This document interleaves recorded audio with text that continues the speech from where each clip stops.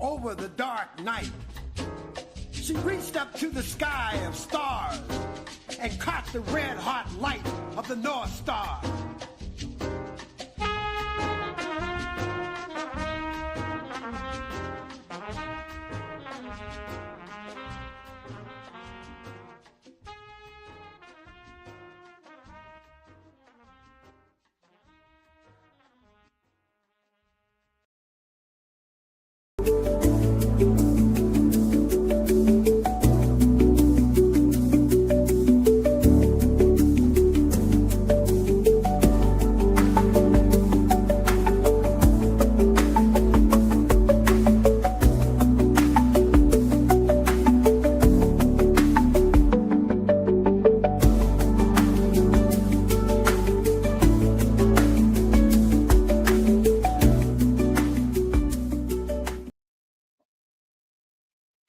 Good afternoon and welcome back.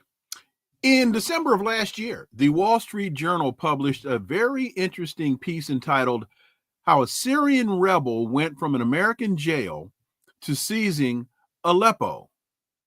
Abu Muhammad al-Jawlani boarded a bus in Damascus in March of 2003, heading across the desert to Baghdad with fellow volunteers eager to repel the looming American invasion of Iraq.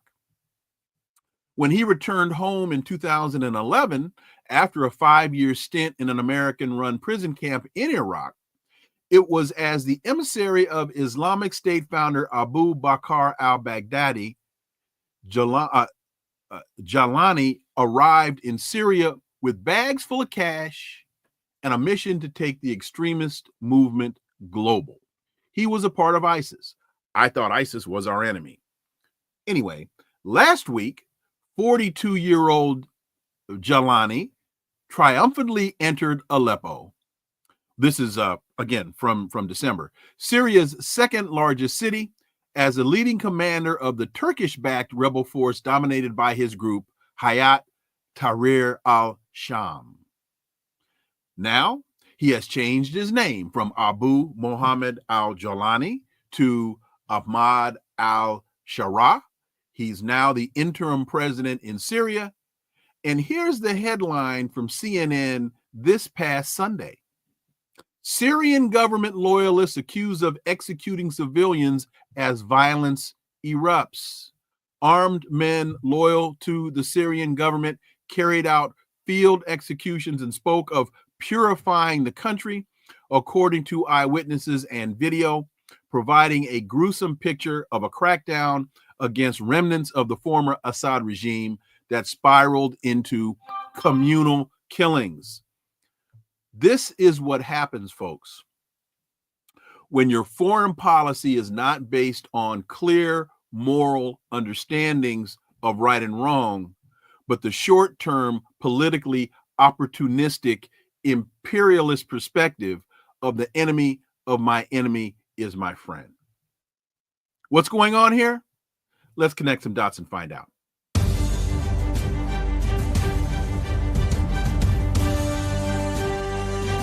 Connecting the Dots with Dr. Wilmer Leon, where the analysis of politics, culture, and history converge.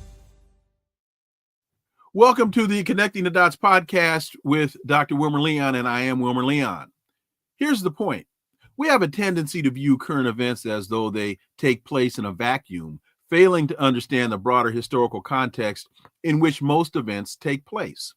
During each episode, my guests and I have probing, provocative, and in-depth discussions that connect the dots between these events and the broader historic context in which they occur, thus enabling you to better understand and analyze the events that are impacting the global village in which we live. On today's episode, the issue before us is the long-term imperialist destabilization of Syria and other countries. What happens when the U.S. uses human rights as its cover for imperialist intervention? My guest is the chair of the Coordinating Committee of the Black Alliance for Peace and editor and contributing columnist for the Black Agenda Report and the Green Party candidate for vice president of the United States in 2016, Ajamu Baraka. My brother, as always, welcome back. It's good to be back. Good to be back. Let me modify the intro in terms of my present status. Okay. I'm no longer the chair of the coordinating committee for the Black Alliance for Peace. We have transferred that responsibility to someone else.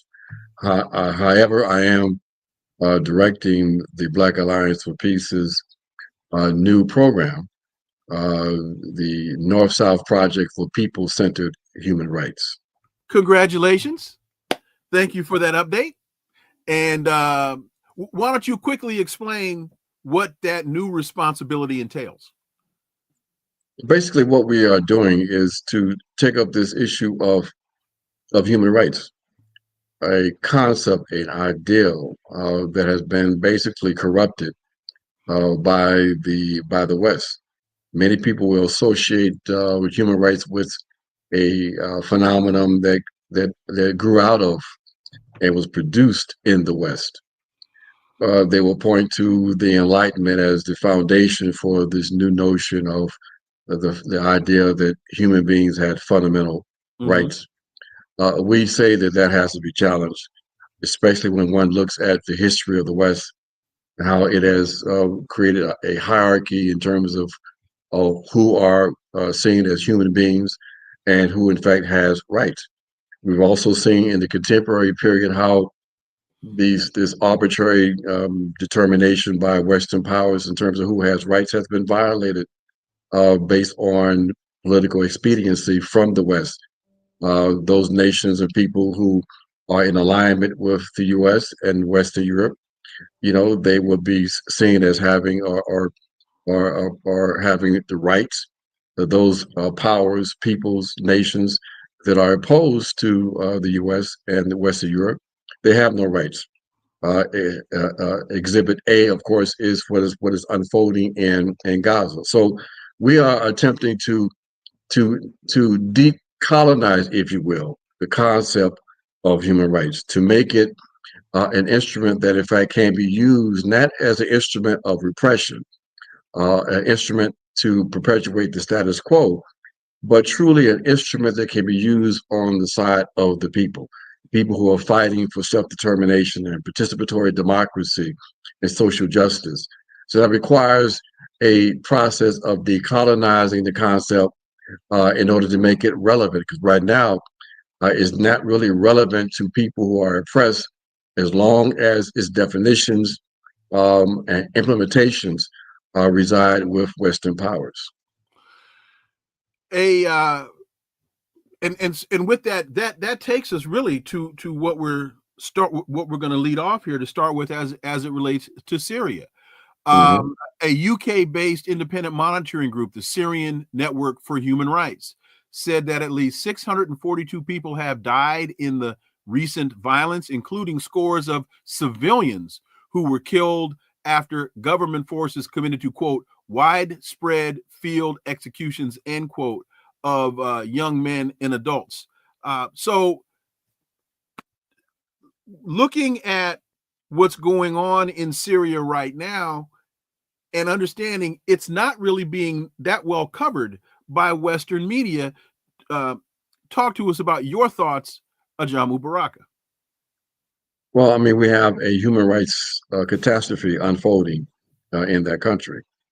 And what's so distressing about that, Dr. Leon, is that it was predictable.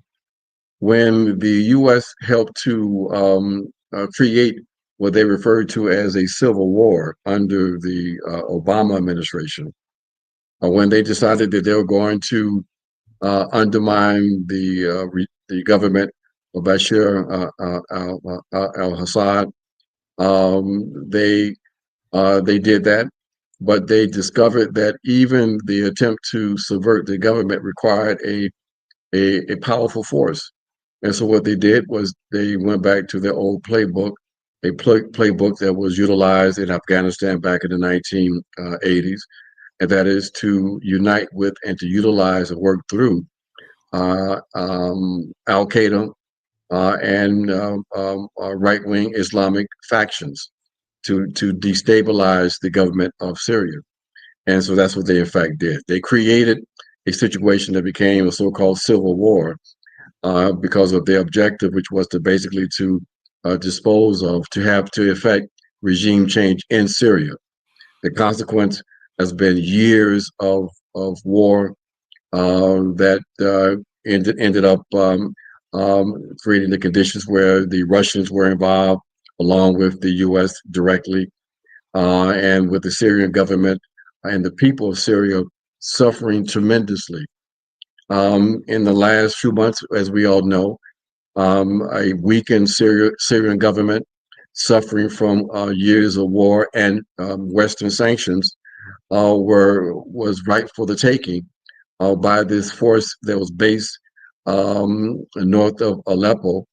It came out of the conflict in Syria, where when the war was winding down, these jihadist forces that were used by the U.S. to fight in Syria, there was a deal that was struck that allowed for them to be relocated outside of Syria.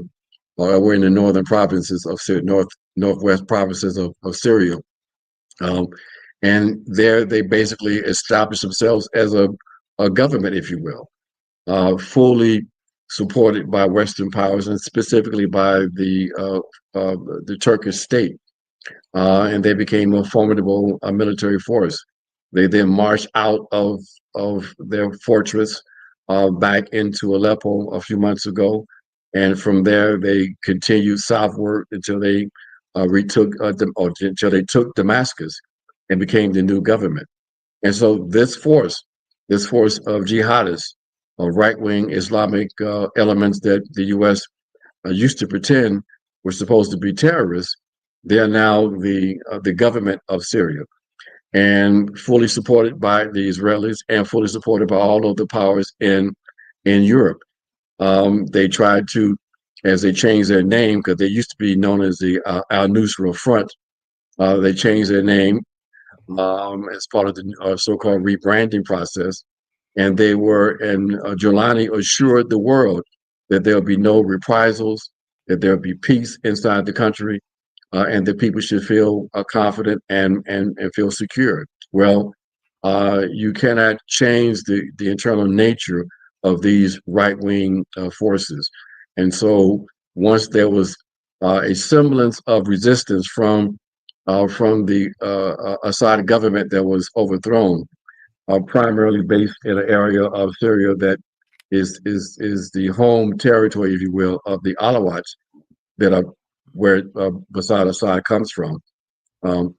Then there was this tremendous response, vicious response from the Syrian government, and these reports, as you just shared, of massive human rights violations, whole families being murdered, is really, they say 600.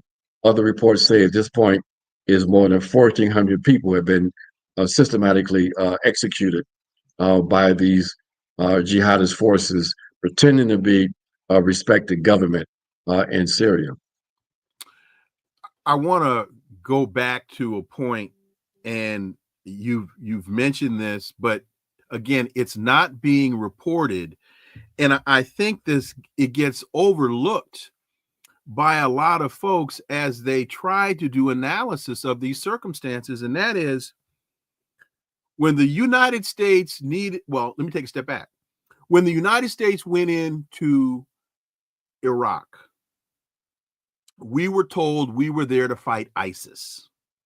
ISIS, we under every rock in Iraq, there was an ISIS fighter that we had to eliminate. ISIS was our enemy, our sworn enemy. But when we needed to find a force to act as our ally or our proxy to overthrow Assad, we turned to ISIS. When we did the same thing in Libya, when it wasn't ISIS, but we turned to the forces that we had promoted as being our enemy to eliminate Gaddafi. In Ukraine, we turned to Nazis. I was told, I was in history class, and all the years I took history, Nazis are supposed to be evil people and supposed to be our enemies. But when you look at the forces that Victoria Nuland armed, trained Nazis in Ukraine, Banderites, they swear allegiance to Stefan Bandera, who during World War II was more brutal than the Nazis in Germany. This idea of the enemy of my enemy is my friend. I mentioned at the top, there's no moral basis to what we do. Ajamu Baraka. And Travis, thank you for that $50. Travis, thank you for that $50 super sticker. Ajamu Baraka. Am I right in connecting those dots? You really are. But you know what? I would probably even go further than where you started, further back than where you started. I would go back when we talk about the justifications for the invasion of both Afghanistan and then Iraq. It was even before the creation of ISIS, which is connected to when you laid out the history of al-Jawlani, that emerged out of ISIS. But before ISIS was what? Al-Qaeda. Mm-hmm. The justification for going into Afghanistan was, of course, to dislodge Al-Qaeda. Before they went into Iraq, they attempted to make, successfully, I guess, this bogus idea that there was some kind of operational connection between Al-Qaeda and Saddam Hussein's government, along with the notion of mass weapons of mass destruction. Mm-hmm. Because remember, the whole issue with the weapons of mass destruction was not just that they had it, but that they were going to pass those on to the enemies of the U.S., primarily Al-Qaeda. So this use of Al-Qaeda has been very, very convenient. And when it became clear that the Al-Qaeda elements weren't really sufficient enough, then you had the emergence, at first primarily in Iraq, of what became ISIS.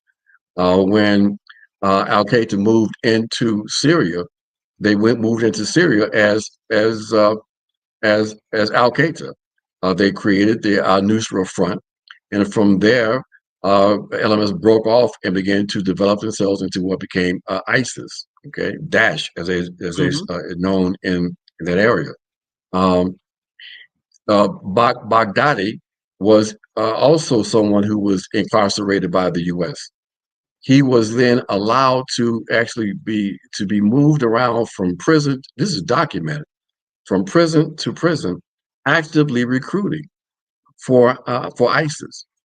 Now, there were some people in the U.S. intelligence that were concerned about the use of these forces, in particular ISIS, that seemed to be even more vulnerable than Al-Qaeda. But they were assured by Prince Bandar. You remember him from Saudi Arabia? Yeah. Yeah, Bandar. He assured the Americans that they could be controlled and contained. Okay, and they decided to go ahead and allow for ISIS to develop, as long as ISIS was going to be directed toward the destabilization, waging war against Assad and Syria. What happened was, though, ISIS double-crossed them.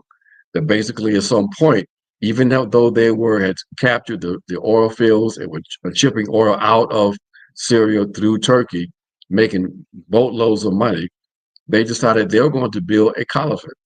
They're going to build a Islamic state, and there was less concern and less targeting of Assad than consolidating their power in Syria and in parts of Iraq. And so they became a force that was uncontrollable. Okay, so going back to Syria, these are the forces that made up the bulk of the resistance in Syria. Okay, and these are the forces that the U.S. understood that were necessary in order to dislodge Assad. But they had that connection to Al-Qaeda. So what did they do?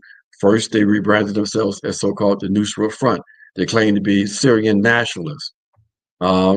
Then they renamed themselves again to the HTS. But all the time, basically, still embracing the jihadist um, uh, ideology that basically rationalized waging war against everyone who was not basically a Sunni Muslim. So these are the forces that are in power now in Syria.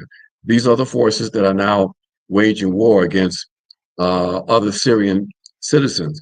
The very same process and very same behavior that the U.S. and the West condemn Assad for allegedly when they said that he was attacking his own citizens in Syria. But there's a double standard here, always when it comes to the West, and always when it comes to this concept of who has human rights and who should be recognized as having human rights. And not only a double standard, but in many instances, just flat out lies. Because we were told, for example, that the white helmets went into Syria and uncovered that Assad had gassed so many of his own citizens, only to find out that was not, and this was during the Obama administration, that in fact the white helmets were actually an undercover terrorist operation backed by the United States. They weren't uncovering these atrocities; they were complicit in engaging in them. Exactly. It was all a ruse, to confuse the public and to allow for them to support this active criminal destabilization of a sovereign nation. So getting back to Syria, and just to put the finer points on this, so the U.S. is backing Ahmad al-Sharaa, also known as Abu Muhammad al-Jalani, while he and his forces are shooting people and chopping heads in the public square in Syria. But Speaker Mike Johnson says about a Palestinian activist at Columbia University, if you are here on a student visa who's an aspiring young terrorist who wants to prey upon your Jewish classmates, you're going home. And this while Donald Trump tries to deport him and says the country, who says that students at Columbia and other universities across the country who have engaged in pro-terrorist, anti-Semitic, anti-American activity, we will find, apprehend, and deport these terrorist sympathizers from our country, never to return again. And let me also just point out another historic fact. Donald Trump, trying allegedly to negotiate a peace settlement in Ukraine, talks about the war in Ukraine would not have started had he been president. But what he seems to conveniently ignore is the fact that he was sending Javelin missiles into Ukraine during his administration, which was laying the precipitant for the conflict. He was arming the Ukrainians before the war started. Ajamu. And he was proud of that. Basically, that was part of his counter to those forces that said that he was soft on Russia. He reminded people that even unlike the Obama administration, he provided the heavy offensive weapons that could be used offensively to the Ukrainians. You know, Dr. Leon, all of this really, again, it goes back to the theme that we started off with this conversation. The hypocrisy, the double standards that we see emanating from the West, a double standard and hypocrisy that up until recently was not that obvious to many people who don't follow these things that closely. Many people believe that there was a justification for a humanitarian intervention into Syria to protect and to save the Syrian people who were being subjected to brutality coming from Assad, from their government. They believe that the U.S. has benevolent objectives, and not only in Syria but also in supporting the Ukrainians. Um, but we see over and over again the cynicism of that, the cynical manipulation of the public in order to advance U.S. geostrategic objectives. That basically they have no concern about the people of Ukraine. They have no concern about anyone in the so-called Middle East, except for perhaps the Zionist entity known as Israel. That what they are concerned with is advancing their particular objective interest. And that's why it's so critically important for people to understand that, so that when these states, when your government operates in your name, committing crimes against humanity and war crimes and genocide, that you should be outraged, but you won't be outraged if you believe the propaganda. If you in fact believe that this state is involved, the U.S. national state is involved in these countries because it has some kind of benevolent objective. But you have to ask yourself even another question. What gives the U.S. the right and the responsibility to be involved in all of these various places, all of these various nations? What gives the U.S. The right to intervene into Syria, to save the population, if you will? Okay. What is the justification for turning a blind eye against the invasion of Syria by this terrorist force into Syria that ended up taking over?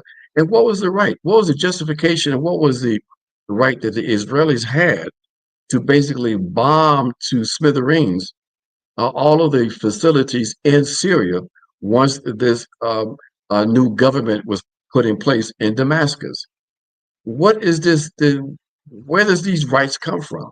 So people have to understand what's really in play here, so that you won't be manipulated by these forces, and you won't find yourself giving support to criminality. Because when you give support to um, these kinds of behaviors, then you become complicit, morally complicit in that criminal behavior. So as long as you support or you're silent on what's happening in Gaza, as long as you support the Syrian government put in place by the West and the atrocities that are now being enacted in that government's name, then basically you become complicit. You have blood on your hands also. And it might sound harsh, folks, but that is the objective reality. You have to come to terms with the fact that, you are living in a state that's involved in criminal activity, a state that for the majority of the people on the planet, they see as the greatest threat to global peace. And that's something really that suggests a heavy responsibility for all of us who live in that state. Mahmoud Khalil, the student at Columbia University, actually he graduated at Columbia University. Peaceful protests are what he was involved in. Peaceful protests. He was protesting against genocide against his family, his people in his homeland of Palestine. Peacefully protesting against genocide. Mm-hmm. And I have to stress this because he's not talking about oil rights. He's not talking about mineral rights in Ukraine. He's talking about war crimes, crimes against humanity, genocide. And as he is engaged in doing that, the Speaker of the House, Mike Johnson, wants to frame this in the context of him being pro-terrorist, anti-Semitic. This is anti-American activity. The language is very important. Ajamu, and you talked about the narrative here. He is articulating a counter narrative to the American lie. This is a lie, Ajamu Baraka. It is a lie, and it is a shame that individuals who are taking a principled stand against genocide are being targeted in this way. It is a lie that this is something that is a threat to Jewish students at Columbia, because when you look at the bulk of the students who are in fact in opposition to Columbia providing intellectual and political support to the genocide in Gaza, they are primarily Jewish students. How do you reconcile that objective fact? So, and this is all across the country, that in most of these elite campuses, the base of opposition are those Jewish students who say we are not going to allow this crime to take place in our name. They are anti-Zionist Jews, or what some people will refer to from the Jewish right as self-hating Jews. And the U.S. media cannot seem to come to terms with the fact that this is in fact the base of much of the opposition. That's the first point. The second point is this: as extreme as Donald Trump's language may be in terms of the repression of student activism and the targeting of this particular student, people have to keep in mind or be reminded that he is only articulating what has been the policy on these elite campuses for the last 10 months or so. That he was on these elite campuses, all of them run by liberals associated with the Democrat Party, that were involved in actively undermining the human rights that people had for speech and for assembly. They actively undermined those rights by unleashing the authorities, unleashing campus police and then local police forces on these students. We saw some of the atrocities take place in places like not just Columbia, but in UCLA, where a report came out a couple of weeks ago that confirmed what we already saw with our eyes, that when the right-wing Jewish fascists showed up to confront the students who were opposing genocide in Palestine and physically assaulted those students, the police stood by. They stood by, and they failed to intervene. They allowed for those thugs to attack these students. This is a representative of the kind of attitude that people have in this country when it comes to their sacred constitutional rights. Not only do they not respect the First Amendment of the Constitution, they don't respect the rights codified in all of the various treaties that are connected to human rights.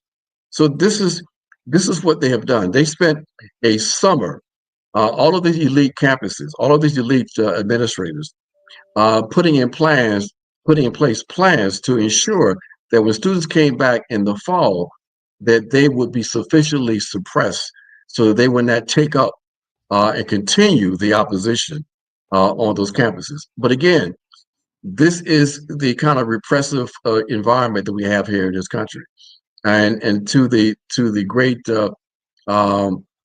respect that we should have for these young, courageous students. Many of them are, in fact, Jewish students who are saying we're not going to allow this to take place in our name. Now, they have a dilemma now, because with this student or ex-student that they have detained, sent from New York down to Louisiana, they're having to make a case for not only deporting him, but taking away his permanent residency.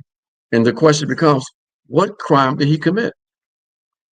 And right now they're having a hell of a time trying to determine what crime he committed, because he committed no crime. The U.S. government has signaled what their real concern is when it comes to opposition to Zionism on these campuses. They said he was threatening national security. Since when is opposition to genocide a Genocide. threat to U.S. national security? But this is what they are saying.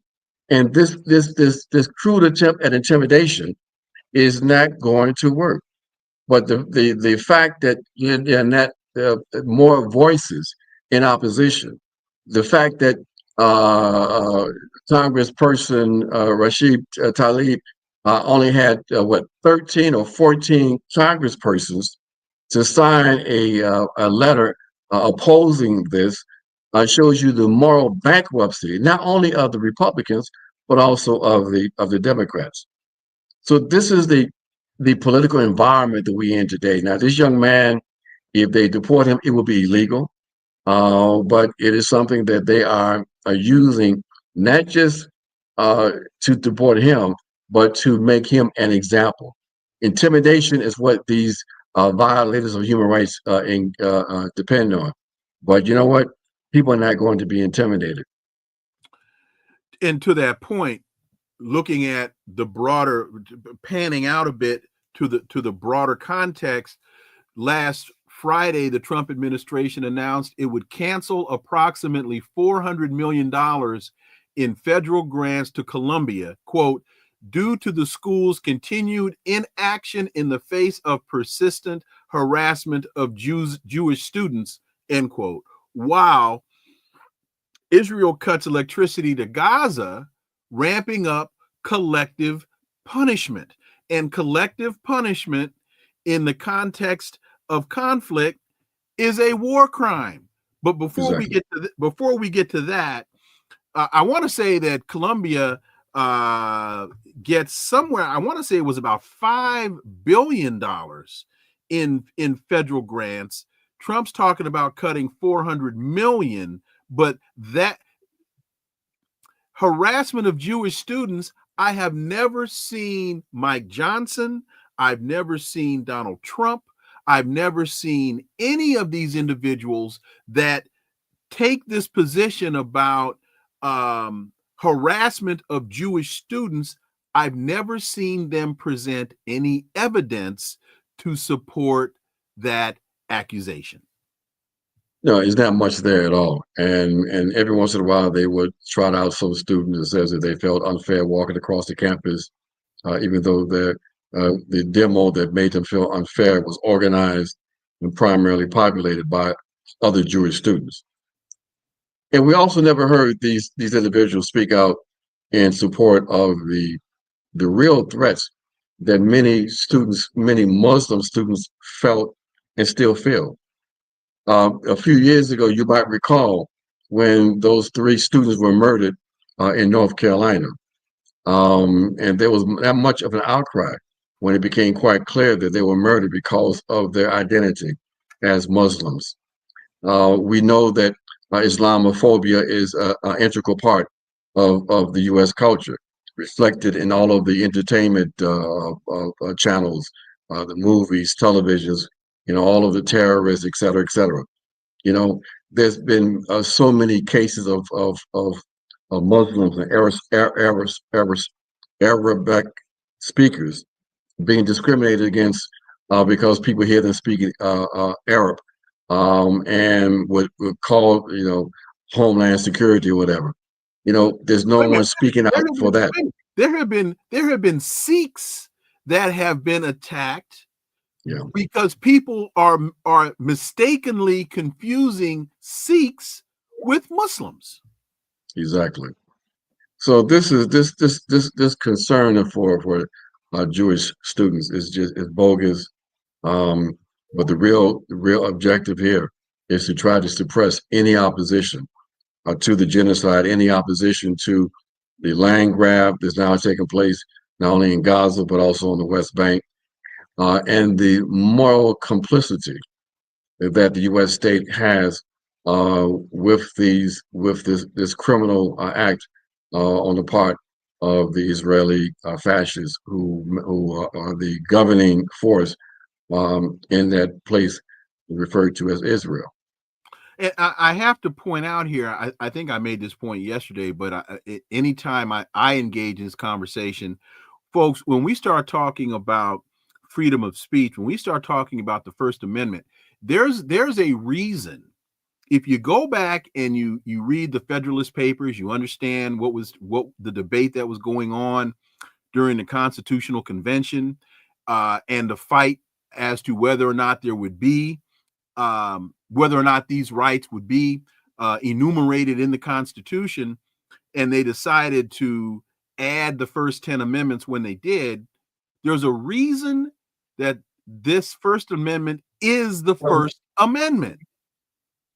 They didn't get a Yahtzee cup and shake the dice and roll the stuff on the table, and then this was no random action.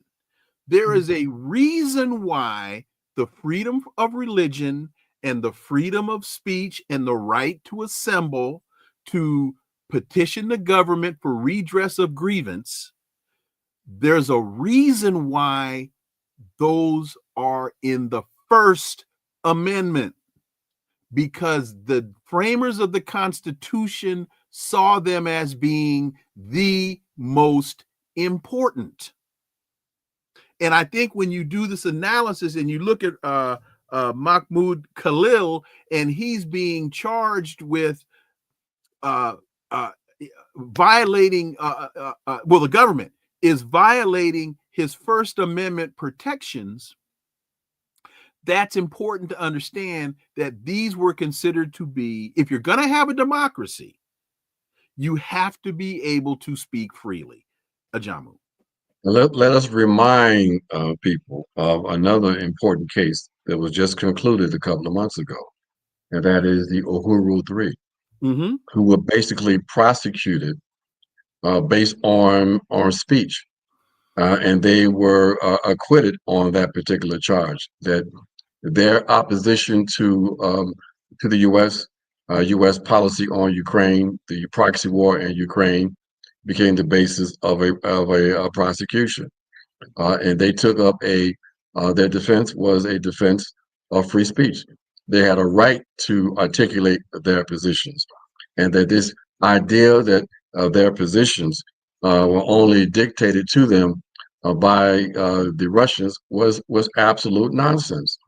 And so that is what they defended themselves against, and they were largely successful. So this is not the first time. I'm glad to see that Mahmoud is getting this kind of coverage. We would have wished that the same level of coverage would have happened with Chairman Omali Yeshitela and the other two that made up the Uhuru Three. But it's still a good thing. It's good that at least at this point, the courts are not giving full support to these efforts to completely undermine not only the First Amendment of the U.S. Constitution, but Article 19 of the Universal Declaration of Human Rights, and giving ammunition to the state to undermine people's right to free expression, assembly, et cetera, et cetera. What about the fact that this, and again, looking at it in the broader scope as an attack on academia, that as they're cutting, as the Trump administration now talks about cutting the funding, some of the grants to Columbia, they're talking about cutting off funding to other institutions that don't follow the dominant narrative. This is another element of a long-term attack on academia. It's fascism, Dr. Leon, and today it is an issue of Israel, and tomorrow, what might it be? If you don't toe the state line, if you don't toe the official orthodoxy, then you are potentially subjecting yourself to some kind of penalties, be it a cutoff of funds, or losing a job, or whatever. I don't think people understand the import of what is unfolding right now, especially the so-called liberals who pretend to be the defenders of the First Amendment, the defenders of liberal values, the ones who say that they are opposed to a Donald Trump, yet they're the ones also responsible for creating the repressive environment on these campuses across the country vis-a-vis this issue of genocide in Gaza. So while Donald Trump will attempt to suppress speech when it comes to students. You have the Democrats who were actively involved in digital censorship around issues around the Ukrainian war. Um, and some of us have been directly impacted by the intimidation coming from liberals and others during the so-called conflict in Syria. I was myself labeled a so-called Assadist and suffered threats the rest of my life, all kinds of threats, subjected to the only time that in the history of the Left Forum, a, a, uh, a demo was organized against a keynote speaker, myself, on the last day of the forum, uh, uh, in the history of the Left Forum, because I was a so-called Assadist, because I predicted what is in fact unfolding today. And we took a principled position opposing the undermining of that government, that legitimate, that sovereign government. So standing up today for human rights, standing up today for the right of nations to be self-determinant, for international law even, is now putting you in a place where you are now in the crosshairs of these fascists who are now articulating backward ideals, who represent both of the two major monopoly parties. And to your point about the protests at a speaking engagement, I had been offered the position to be the chair of the political science department at my alma mater, Hampton University. And that offer was withdrawn as I was sitting at home waiting for my contract to come. That offer was withdrawn because a member of, as I was told by the dean of the School of Arts and Arts and Education, that a member of the board saw me on a program explaining the history of the Ukraine conflict and did not appreciate my historic accuracy in explaining who actually started the fight. And so they withdrew their offer for me to be the chair of the political science department of my alma mater. So you're absolutely, and that's one of the reasons why I am so sensitive to this attack on academia and free speech, because it's the college campus where I say to my kids, my students now, when they first day of class, I'm here to make you uncomfortable. Mm-hmm. I'm here to take you out of your comfort zone and to provide to you analysis, insight, facts, and data that are going to challenge some of the precepts and principles, some of the assumptions that you come into this classroom with. That's my job as a college professor. And I'm so glad you're able to do that, because so many people that we know today are scared to do that, because they have this notion of so-called safe spaces on campus.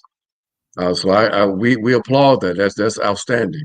Well, I tell them, if you have a problem with that, you're in the wrong class and you're talking to the wrong guy, because that's my job. And if they come for me, they come for me. I will deal with that when that has to be. I'm not going to allow that intimidation to prevent me from doing what I believe. My mother was a college professor. I grew up in that environment, and you weren't going to intimidate my mother, and you're not going to intimidate me. There you go. Well, with that being, if we can quickly move to another issue, there's a crisis in European politics. It is demonstrating itself through the European economy. Now Europe feels that they have to do something relative to their security, climate, migration. European countries find themselves in a state of crisis, as many of them are following the United States down this incredibly perilous rabbit hole. Ajamu Baraka. But they definitely did that under the Biden administration, and as a consequence of them allowing themselves to be manipulated into supporting this conflict with Russia, creating this proxy war in Ukraine. And the consequence of that has been their own destabilization. So you have a political crisis unfolding in France. You still don't have a stable government there. You have a minority government. You had the Olaf Scholz was dispatched with in Germany. You have the Labour government in the UK that is pretending that they have that they're still 1825 as opposed to 2025 when they still have an empire, have the ability to be able to pretend that they can provide sufficient support to Ukraine to continue their war. It is a crisis across Europe. Severe economic distress. Each one of those major economies, the Germans, the French, and the UK, none of them during 2024 really grew in terms of their economies.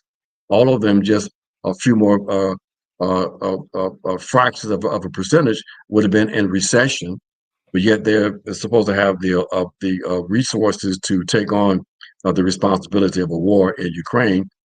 It's all fiction, but it's dangerous fiction because I think some of these people don't seem to understand that Europe doesn't have the wherewithal it had before to in fact operate independently of the US that's now attempting to go a different direction. Trump wants to conclude Biden's proxy war. He has bigger fish to fry in terms of pivoting to the Chinese. And the consequence is complete and utter disarray in Western Europe. And so this is a very interesting consequence, not only in terms of what's happening in Europe, but what's happening with other U.S. allies now that Trump is moving in a different direction. But the Europeans are dangerous because they believe that they can continue supporting Ukraine, and they are suggesting some very dangerous policies like the so-called peace initiative, where they're going to, in effect, invade Ukraine with so-called peacekeepers from the UK and even the Germans and the French. And the Russians have been quite clear about that. If you enter into the battlefield, you will be targeted as the enemy. And now the French are talking about the possibility of extending the French nuclear protection to the Germans. This is crazy. It is crazy and reckless. And now the Germans are talking about rearming, basically. The Germans. This is a mad scene. I don't really understand the European position here. Are they believing their own rhetoric in that they keep saying we have to defend Ukraine because we have to stop Russia from wanting to take over Ukraine and put the Soviet Union back together?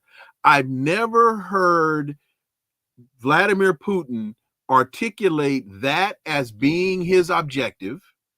And in listening to Joe Biden, in listening to Tony Blinken, in listening to Kamala Harris, as they all talked about, we have to stop Putin from trying to take over Europe, they never once offered evidence that he has ever said, or that anybody in his cabinet has ever said, that was their objective. They've always said, denazify, you're not putting NATO in Ukraine, and you got to get these missiles off my border. Those have been the three things that Putin has been incredibly consistent about.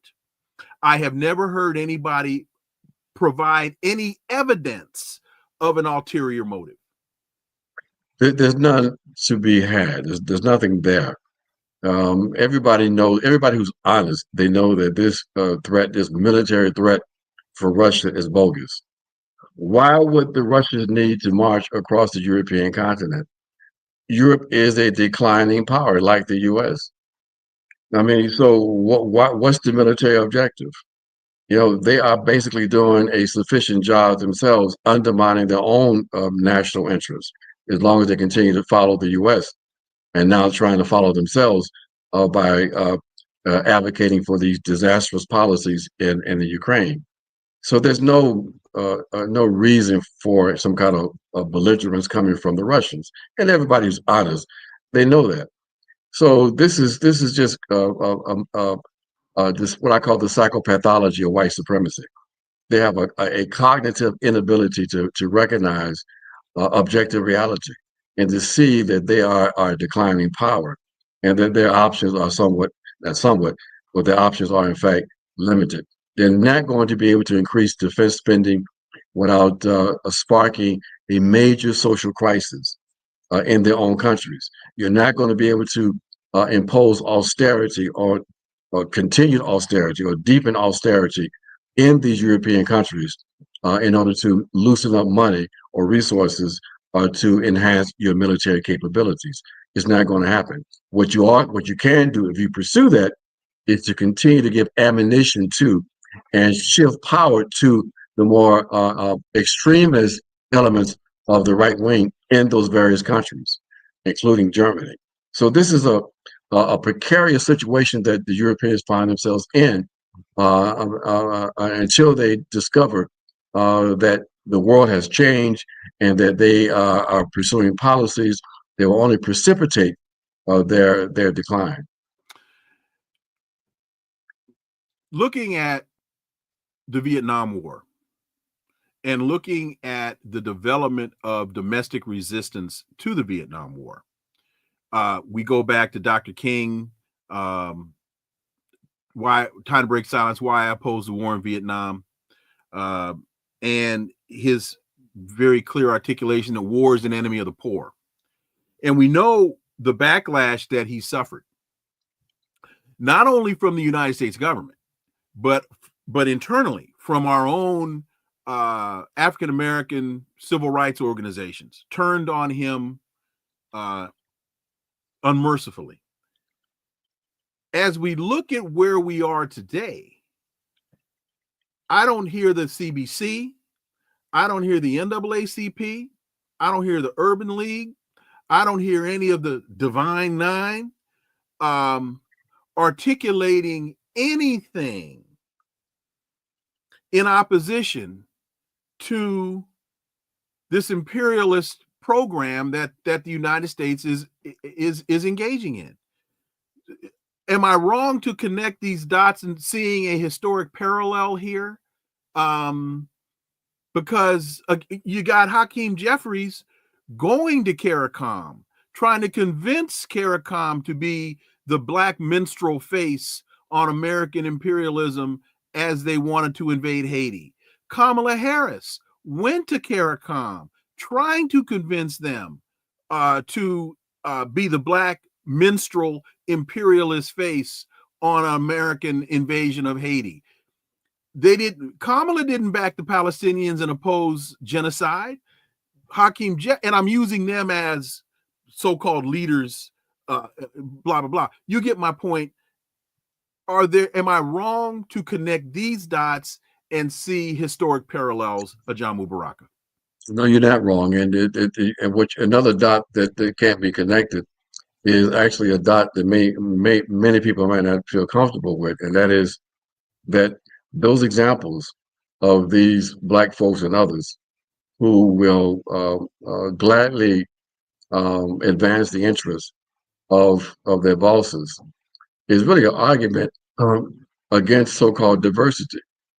Because one wonders, is it about diversity, or should the real concern be about the issue of power when it comes to black people and other people who are colonized in the U.S. and globally? That if you have, what is the value of having diversity when you have a Hakeem Jeffries that's advancing the agenda of white power? Okay, does it make a difference between it being articulated by a black person or another white person? So no, these are it doesn't matter. No. It does matter because President Obama was that face, and it matters because your audience changes, and when you put the black face on imperialism, it makes it more marketable, and in terms of the domestic politics, it makes it more marketable and makes it easier to sell.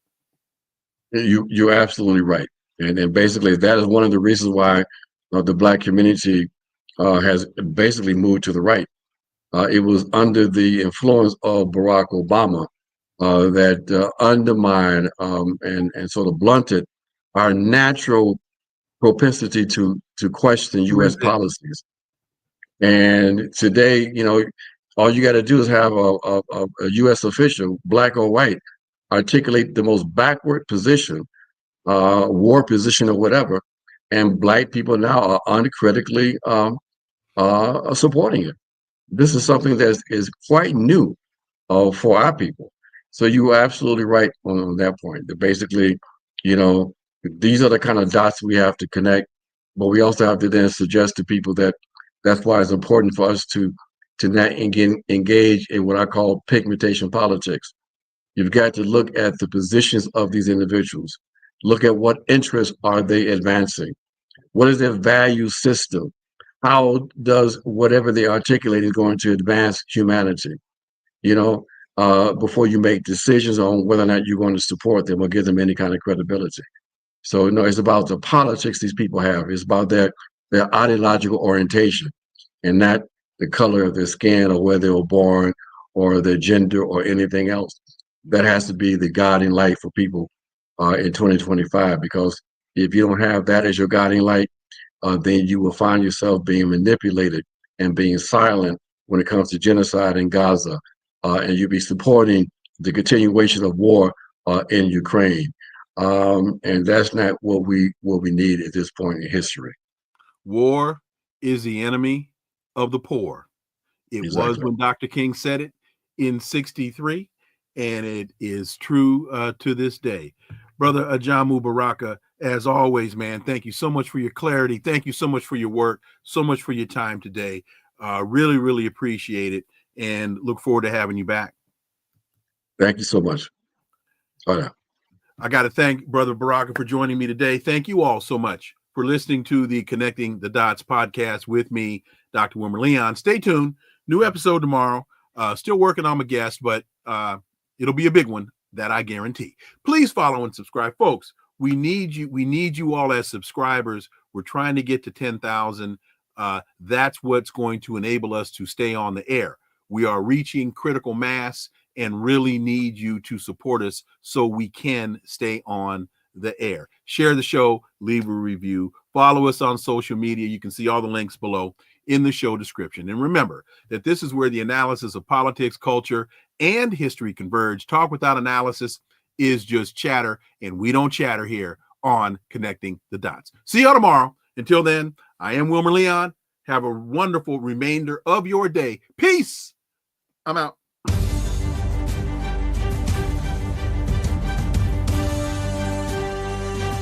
Connecting the Dots with Dr. Wilmer Leon, where the analysis of politics, culture, and history converge.